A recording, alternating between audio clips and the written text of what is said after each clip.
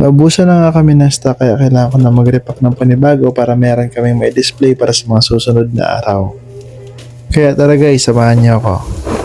Peanut balls na pala i-repack natin ngayon guys. So, sa mga hindi nakakaalam, yung peanut balls ay made of 2 ingredients. Yung una ay peanut at yung pangalawa naman is yung brown sugar. Palaging sold out yung product namin na to guys, kaya isa sa mga fast moving products namin dito sa store. Bukod pa kasi sa mga walk-in buyers natin at sa mga turista na bumibili dito sa amin, ay may mga resellers din kami dito. Yes guys, tama yun, narinig nyo, may mga resellers kami dito. So kung ikaw gusto mong maging resellers namin, so pwede kang mag-wholesale sa amin ng bili nito at i-resell mo dyan sa lugar nyo. Kontakin mo lang ako sa Facebook na to at para mapag-usapan natin ang buong detalye. So gusto namang mag-walk-in at bumili dito sa store namin ay located lamang kami dito sa may Barangay 9 in front of Public Terminal, Malaybalay City, Bukidnon.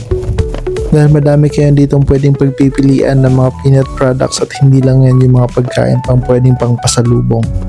Tapos na ako mag-repack guys at ipapakita ko sa inyo kung ano yung itsura niya. So ayan siya. So 12 pieces siya sa isang pack and binibenta namin yan siya for 20 pesos. So kung nakaabot ka sa dulo ng video na to, don't forget to like and follow para sa mga susunod pang video.